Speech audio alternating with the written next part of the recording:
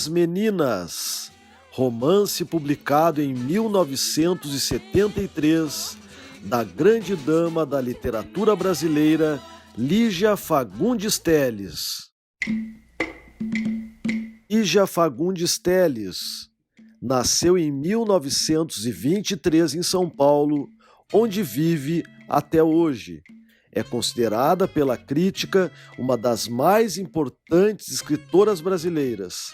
Publicou ainda na adolescência o seu primeiro livro de contos, Porão e Sobrado, em 1938. Estudou e se formou em Direito e em Educação Física antes de se dedicar exclusivamente à literatura. Foi eleita para a Academia Brasileira de Letras em 1985 e, em 2005, recebeu o Prêmio Camões, o mais importante da literatura de língua portuguesa. Ainda na adolescência, manifestou-se a paixão, ou melhor, a vocação de Lígia Fagundes Telles para a literatura, incentivada pelos seus maiores amigos, os escritores Carlos Drummond de Andrade e Érico Veríssimo. Contudo, mais tarde a escritora viria a rejeitar seus primeiros livros porque, em sua opinião, abre aspas, a pouca idade não justifica o nascimento de textos prematuros, que deveriam continuar no limbo, fecha aspas. Escreveu vários livros de contos, entre os quais se destaca Antes do Baile Verde, de 1970. É autora de 4 romances: Ciranda de Pedra, de 1954, Verão no Aquário, de 1964, As Meninas, de 1973 e As Horas Nuas, de 1989. Lígia conduziu sua trajetória literária trabalhando ainda como procuradora do Instituto de Previdência do Estado de São Paulo, cargo que exerceu até a aposentadoria. Foi ainda presidente da Cinemateca Brasileira, fundada por Paulo Emílio Salles Gomes. É membro da Academia Paulista de Letras e da Academia Brasileira de Letras. Teve seus livros publicados em diversos países: Portugal, França, Estados Unidos, Alemanha, Itália, Holanda, Suécia, Espanha e República Tcheca, entre outros, com obras adaptadas para a TV, para o teatro e para o cinema.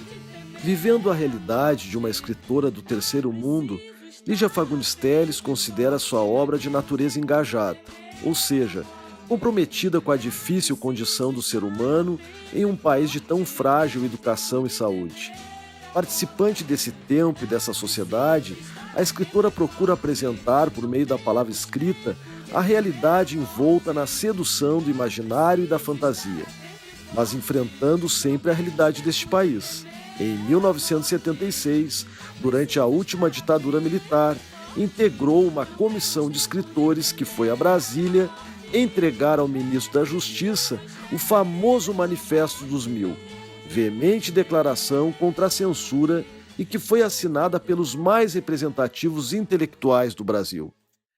Num pensionato de freiras paulistano, em 1969, 3 jovens universitárias começam sua vida adulta de maneiras bem diversas. A burguesa Lorena, filha de família quatrocentona, nutre veleidades artísticas e literárias. Namora um homem casado, mas permanece virgem. Adicta em drogas, Ana Clara, linda como uma modelo, divide-se entre o noivo rico e o amante traficante. Lia, por fim, milita num grupo da esquerda armada e sofre pelo namorado preso. As Meninas colhe essas 3 criaturas em pleno movimento, num momento de impasse em suas vidas, transitando com notável desenvoltura da primeira pessoa narrativa para a terceira, assumindo ora o ponto de vista de uma, ora de outra das protagonistas. Lígia constrói um romance pulsante e polifônico, que capta, como poucos, o espírito daquela época conturbada e de vertiginosas transformações, sobretudo comportamentais.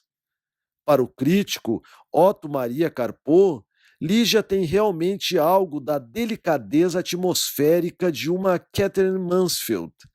A diferença é apenas a seguinte: ela também sabe escrever romance, e As Meninas é mesmo um romance de alta categoria. Ana Clara, não envesga, disse irmã Clotilde na hora de bater a foto. Enfia a blusa na calça, Lia, depressa, e não faça careta, Lorena. Você está fazendo careta. A pirâmide. A narrativa de As Meninas se divide entre a narração em primeira pessoa das três personagens, apresentada em sua maior parte por monólogos interiores mediados por um narrador em terceira pessoa.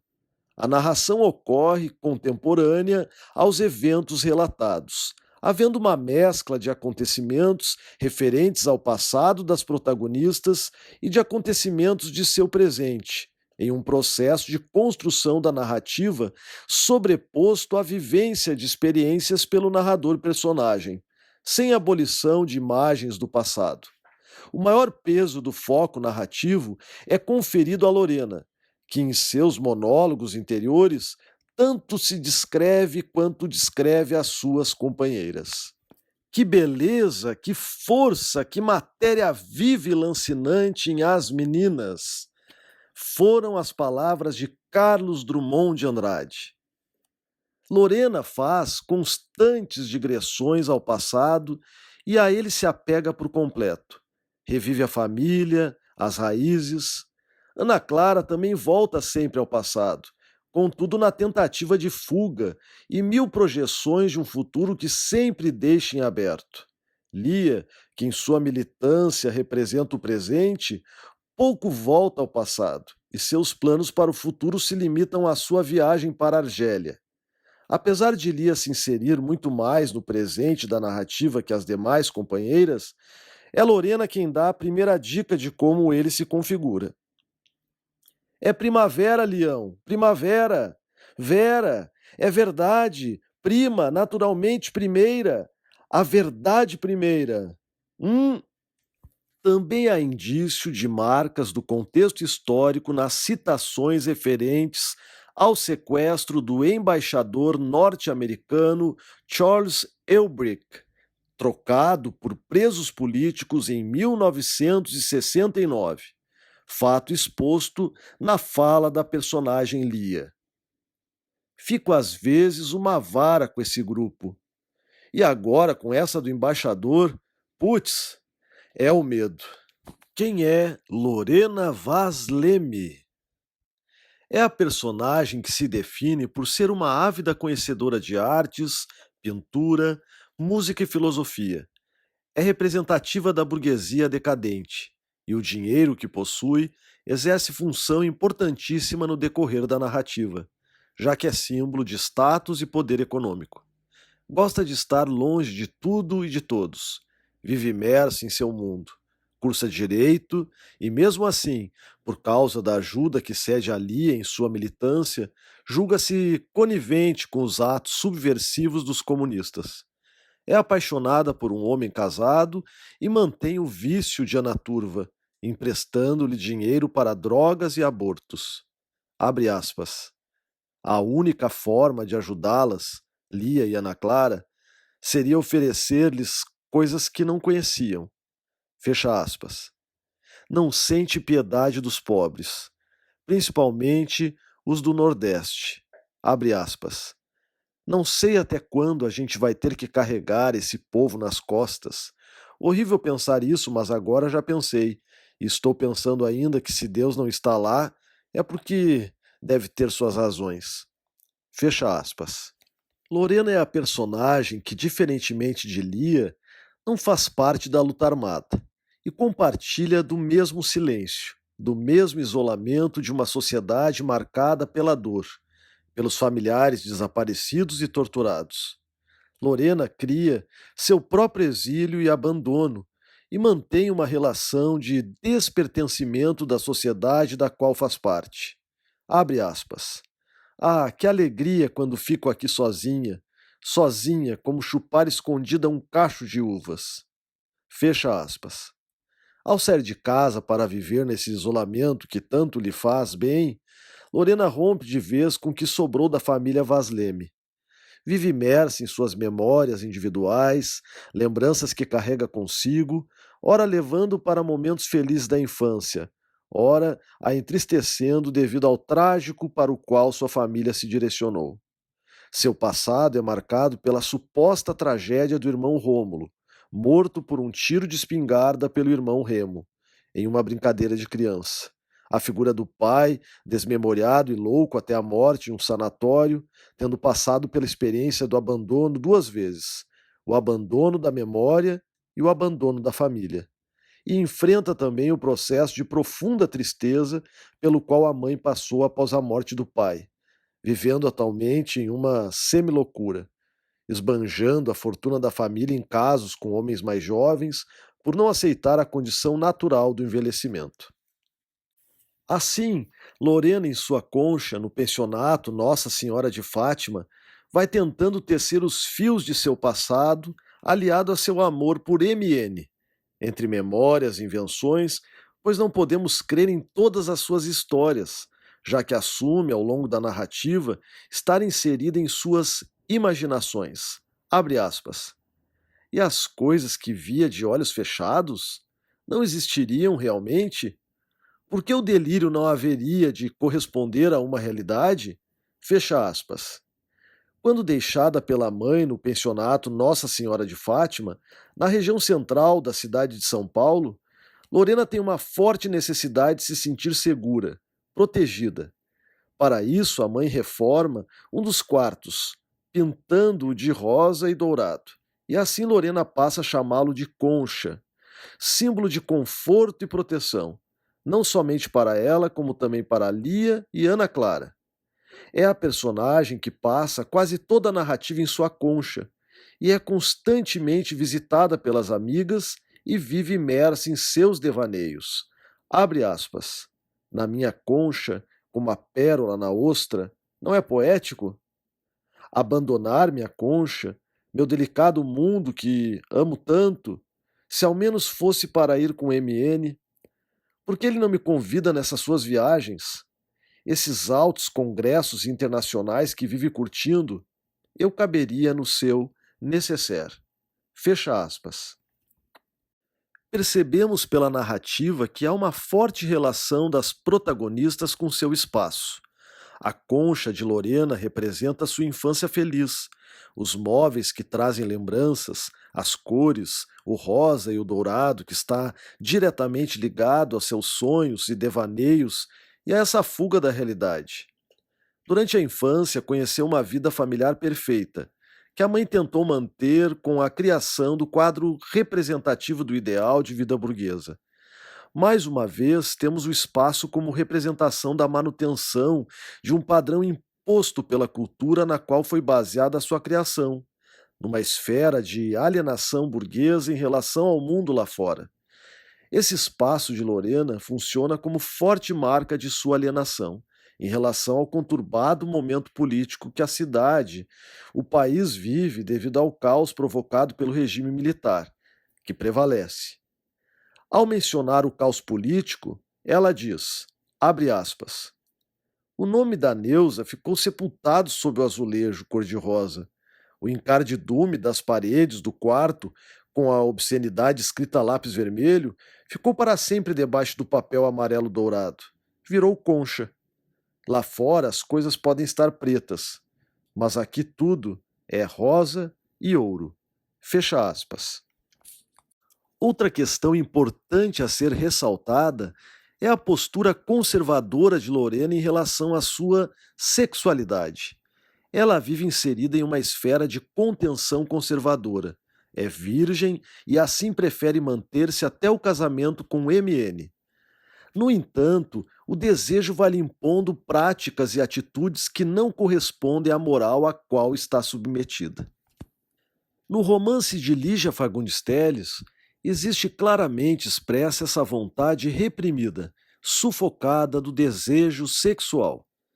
Para um de seus trabalhos na universidade, Lia faz pesquisas sobre o número de jovens que se masturbavam. No resultado, percebeu que houve um aumento significativo no número de praticantes, principalmente entre as virgens. Essa afirmação da prática da masturbação instaura, mais uma vez, uma tensão entre um passado conservador e um presente conflituoso, entre a manutenção desse mesmo passado e as conquistas dessa grande revolução sexual que os jovens da década de 1960 e 1970 estavam vivendo. Lorena, no decorrer do romance, tem em sua memória uma forte imagem que a acompanha durante toda a narrativa: a morte de seu irmão Rômulo, que se repete inúmeras vezes ao longo do desenrolar da trama. Lorena segue refazendo a história da morte do irmão, mesmo quando não há ninguém para ouvi-la. Ela precisa confirmar, para si, a certeza que busca no outro. Lorena não dialoga consigo mesma, mas com o outro que ela pressente em sua consciência. Abre aspas. Rômulo nos braços de mãezinha, procurei um lenço e não vi nenhum. Seria preciso um lenço para enxugar todo aquele sangue borbulhando, borbulhando. Mas que foi isso, Lorena? Brincadeira, mãezinha. Eles estavam brincando, então Remo foi buscar a espingarda. Corra, se não atiro, ele disse apontando. Está bem, não quero pensar nisso agora. Agora quero o sol, sento na janela e estendo as pernas para o sol. Fecha aspas.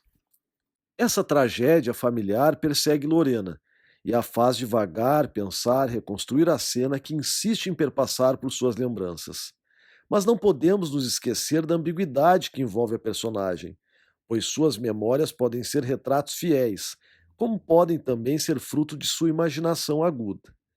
Lia visita a casa de Lorena e, ao ver uma fotografia na sala, questiona a mãezinha sobre qual dos irmãos está na fotografia. Abre aspas. Aquela arvorezinha de retratos, o menino é Rômulo ou Remo? Remo. Rômulo não podia estar ali? Não.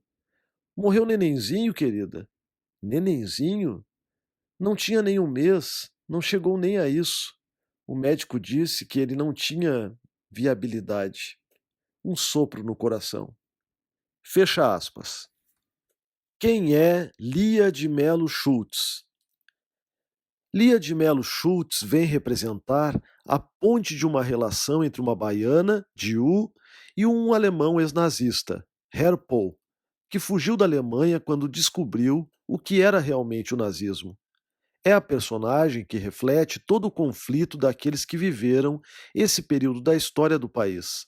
Ela é ciente dos problemas sociais e o lugar que a representa é o chamado aparelho, grupo da resistência política formado por jovens da época. Ao mesmo tempo que tem suas ideias e objetivos bem definidos, acaba vivendo um impasse bastante paradoxal, pois quer seguir com a luta política, quer ir para a Argélia, quer ter uma vida tranquila ao lado de Miguel, ter filhos, almeja uma vida burguesa, atitude tão contrária aos seus ideais de militância.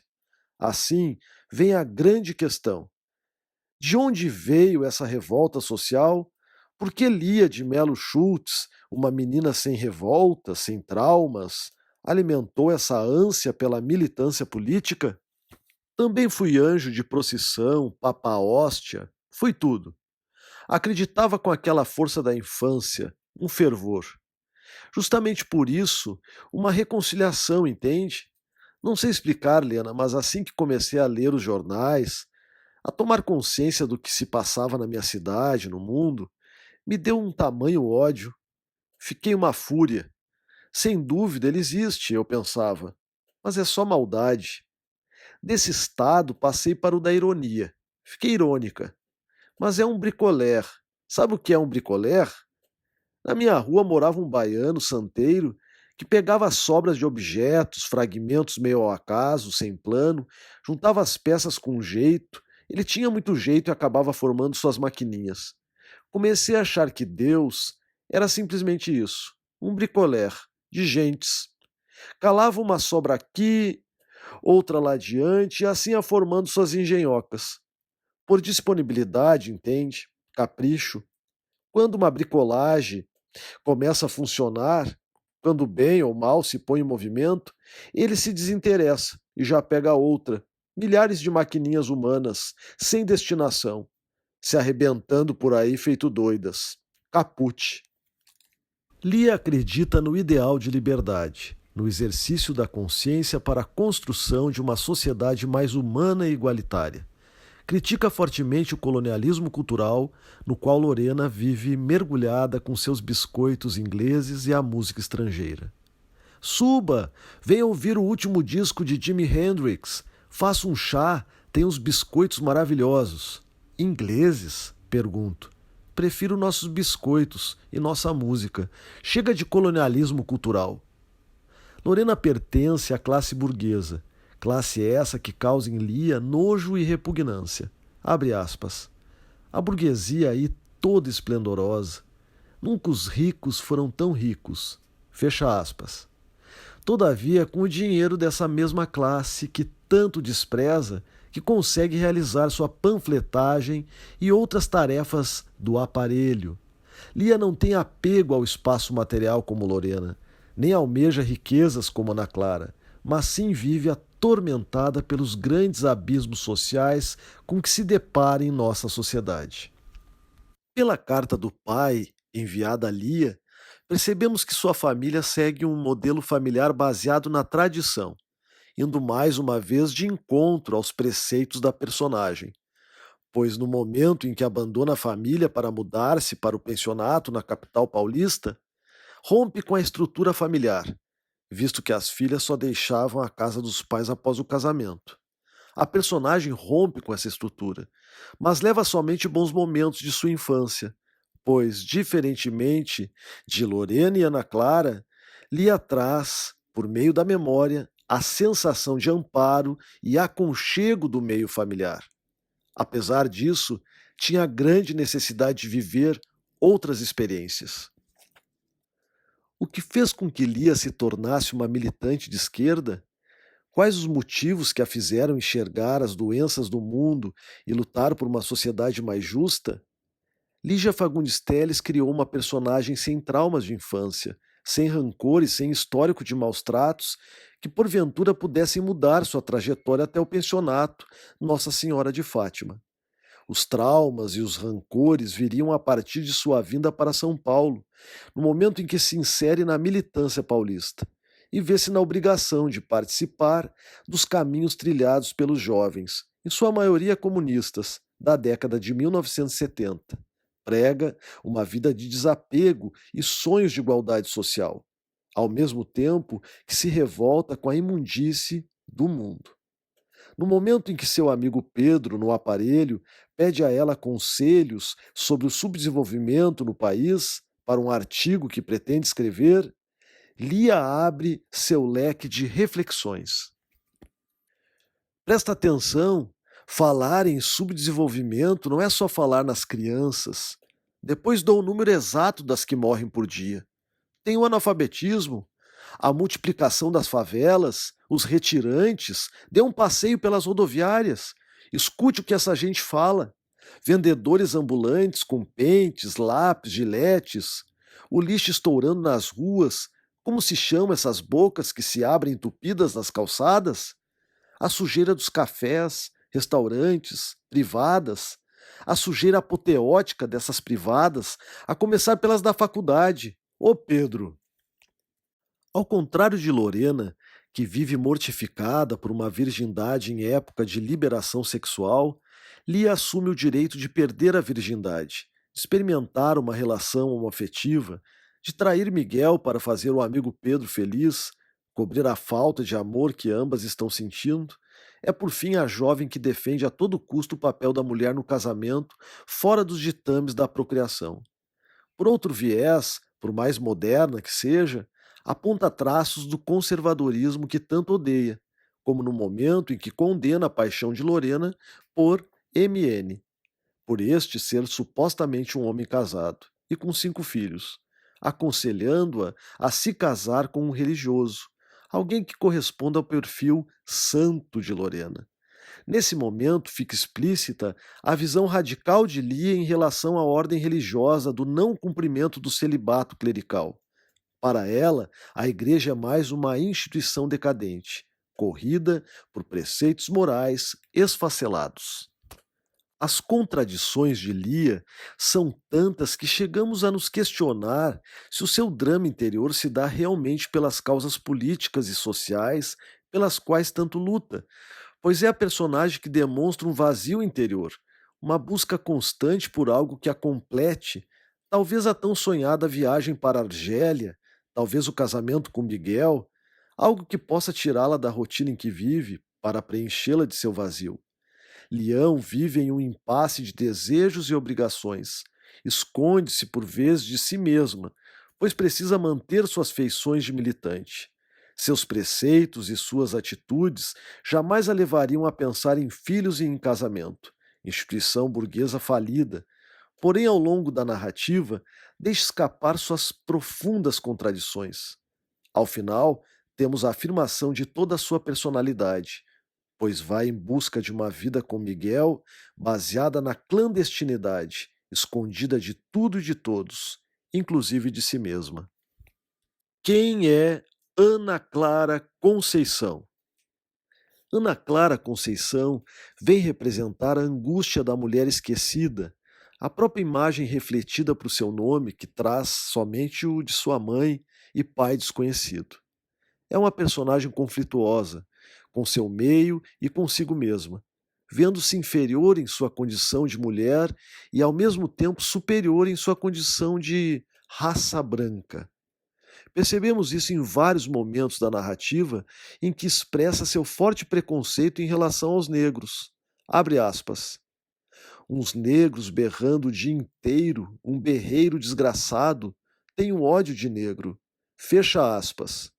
Sua narração é amarga, faz digressões ao passado em busca de respostas para a sua vida decadente, transmite a imagem de uma mulher pública, mulher que se utiliza do corpo em muitos momentos como meio de sobrevivência, como fez a mãe durante a maior parte de sua vida. Teve uma infância de atraso e miséria e carrega durante todo o percurso narrativo as consequências dessa infância tão atribulada. É uma personagem criada pelo viés da rememoração, das lembranças corridas pela dor, de impotência diante da vida. Temos a impressão de que o tempo não a ajudou a apagar seu terrível passado, nem a construir um presente melhor. É por meio de Ana Clara que conseguimos compreender como a manifestação do choque é capaz de conduzir um indivíduo a uma luta desesperada pela sobrevivência. Sofre por causa dos traumas revisitados regularmente, por uma memória que não a deixa em paz. Há um profundo ressentimento pela ausência do sobrenome paterno, por chamar-se somente Ana Clara Conceição, filha de pai não sabido, que a envergonha, e pelo fato também de sua mãe ter se prostituído durante boa parte de sua vida, e pela sua morte trágica ao ingerir formicida. O que, portanto, restou para Ana Clara? Compor uma memória inventada, história que vai tecendo ao longo da narrativa como forma de recriar seu passado e suas origens. Abre aspas. Estou Lorena Vaz Leme, descendente de bandeirantes, original pomba. Rasgo a certidão com o pai não sabido e ignorado e quero só ver. Certidão nova, pago, uma certidão nova com um pai conhecido e sabido. Fecha aspas. Assim, vai constituindo toda a sua vida por meio da autopunição e desintegração que se dá pela dependência química, vivenciando turbilhões de desencontros e submissões. Era ótimo. Mudava o algodãozinho enquanto o buraco ia aumentando, aumentando. Cresci naquela cadeira com os dentes apodrecendo, e ele esperando apodrecer bastante e eu crescer mais, para então fazer a ponte. Uma ponte para a mãe e outra para a filha. Bastardo, sacana, as duas pontes caindo na ordem de entrada em cena. Primeiro da mãe que se deitou com ele em primeiro lugar e depois. Fui passando pela ponte, a ponte estremeceu, a água tem veneno. Maninha, quem bebeu morreu. Nesse trecho, a personagem relata uma passagem traumática de sua infância. quando convive com seu dentista, o doutor Algodãozinho. Percebemos que sua mãe o tinha como vínculo para a prostituição, e mais tarde seria a própria Ana Clara, em uma relação representada pela metáfora da ponte, que vem empregada em duplo sentido, pois poderia ser a ponte dentária, ou uma passagem para a mesma vida desgraçada da mãe. Assim, lembra-se somente de um passado bastante amargo, marcado por traços traumáticos da infância. Ana Clara vive a sua imensidão e o seu devaneio nas ruas e dentro de si mesma. É a protagonista que mais vive presa a seus sonhos. Quer voltar a ser virgem, formar-se em psicologia, abandonar as drogas, casar-se com um homem rico e ter uma vida feliz com seu grande amor, Max. Esquecer seu passado e a morte trágica de sua mãe. É a personagem amargurada que busca salvação em seus pensamentos e rememorações, ora amargas, ora inventadas.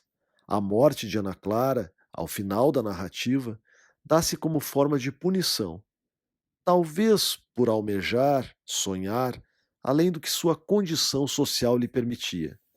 É a punição da figura de mulher sonhadora com os pés fora da realidade. Para Ana Clara, resta, na narrativa, o espaço mais cruel. É a única personagem que não aparece uma única vez dentro do próprio quarto. Todos os espaços em que aparece são públicos, como bares e ruas, ou casas de outros, como o homem que confunde com seu pai. Nem na morte consegue um lugar seu. A parte que lhe cabe é a praça pública. Se o quarto de Lorena e o espaço da casa no pensionato levam à alienação e separação do indivíduo da sociedade, a praça passa a ser a testemunha da morte trágica e abrupta de Ana Clara, que a vida inteira passou marginalizada e despercebida. Uma possível interpretação para a atitude de Lorena, que realiza o ritual e expõe o corpo de Ana Clara na praça, não visa apenas a salvar as aparências, mas a denunciá-las. Constituiria uma oposição aos hábitos da burguesia de manter os acontecimentos escusos.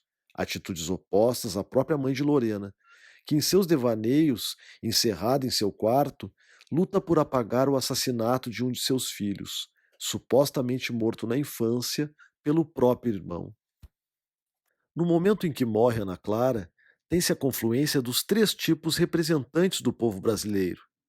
Há a intelectual burguesa que toma a frente das decisões, a ficção orientando suas ações. Há também a presença da esquerda, desarticulada e sentindo-se culpada.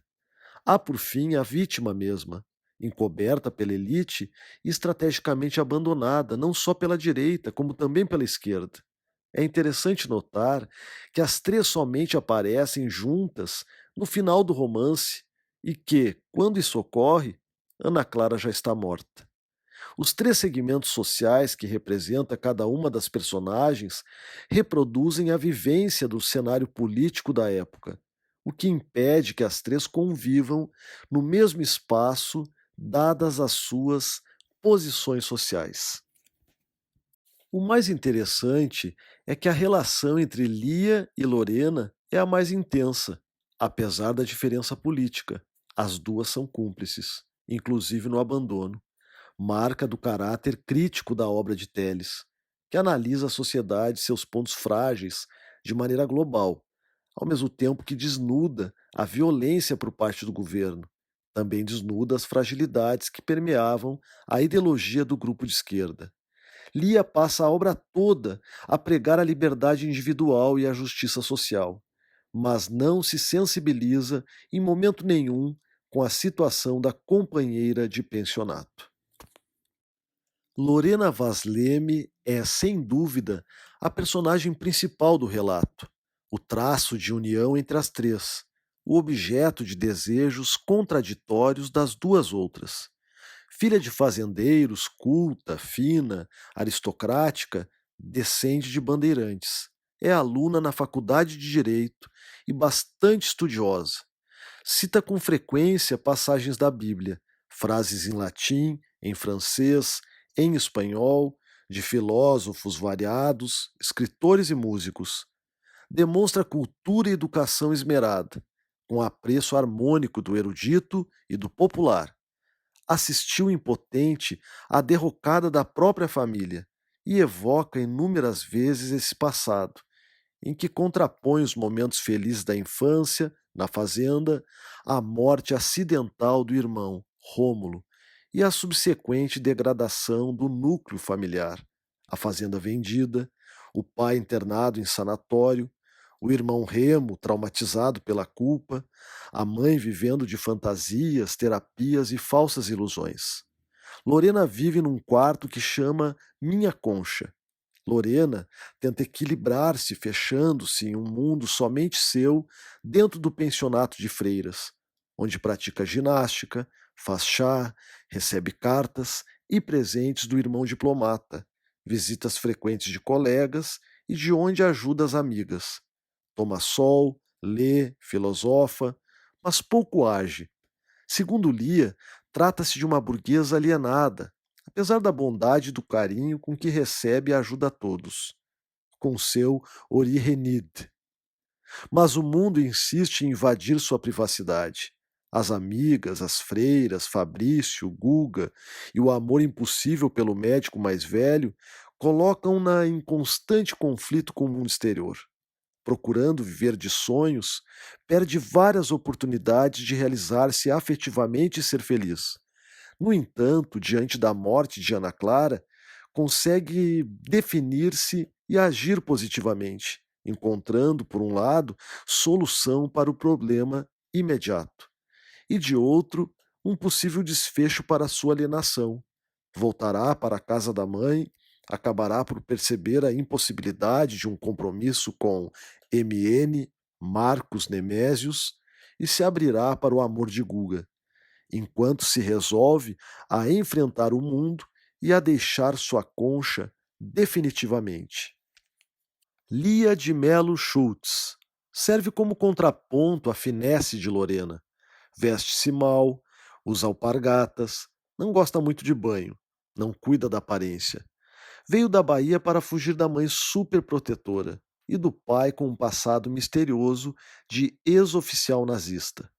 Matricula-se no curso de Ciências Sociais, foco de agitações estudantis na década de 1960, e se envolve com um grupo militante de esquerda e apaixona-se por Miguel, que acaba preso. Sua preocupação consiste em angariar dinheiro e roupas para o aparelho, e está sempre discursando contra a alienação da burguesia, das amigas e a pobreza do Nordeste. Seu equilíbrio repousa sobre dois referenciais: em seu engajamento político, doação de amor aos amigos e à liberdade da pátria, e na segurança que encontra no amor de Miguel e no apoio da família, que, mesmo à distância, protege-se e dispõe-se a ajudá-la em sua fuga para o exterior. Escolhe seu próprio caminho e resolve-se bem. Ana Clara Conceição apresenta o temperamento mais problemático e a personalidade mais inconsistente das três, apesar do fascínio que a força de suas evocações exerce sobre o leitor. As amigas e Madre Alex, principalmente. Filha de pai desconhecido, amargou uma infância carente com uma mãe prostituída e constantemente machucada pelos sucessivos companheiros, um dos quais a induz ao suicídio pela ingestão de formicida. Ana é violentada por um dentista, que abusa sexualmente da mãe e da filha. Traumatizada, não consegue encontrar prazer nos seus relacionamentos amorosos. Permanece quase todo o romance na cama com o namorado Max, traficante que a viciou em drogas. E, embora conversem muito, seu discurso aparece truncado. Amam-se, mas não conseguem ser felizes. Sob efeito das drogas, suas evocações são basicamente sinestésicas. Ruídos, o rock-rock dos ratos e o barulho das baratas nas construções, cheiros, do consultório do dentista, da bebida, do mar, do corpo de Max. Sensações variadas de frio e de calor entrecruzam-se enquanto ela desnuda seus traumas sem qualquer pudor. e, fugindo à realidade, adia todas as soluções para o ano que vem. Só que o peso da memória é mais forte. Nem a aspirina, nem a ilusão de um noivo rico, nem a probabilidade da plástica restauradora da virgindade, nem a perspectiva de ascensão social por meio da faculdade de psicologia, da carreira de modelo, do dinheiro que conseguirá na clínica para a burguesia, nem o amor e os conselhos de Madre Alex e das amigas conseguem salvá-la. Seu fim é trágico. Morre de overdose no quarto de Lorena e, vestida e enfeitada, cumpre seu destino num banco de praça, sem prejudicar aquelas pessoas que conseguiram dar-lhe um pouco de afeto, mas não a paz de que tanto necessitava.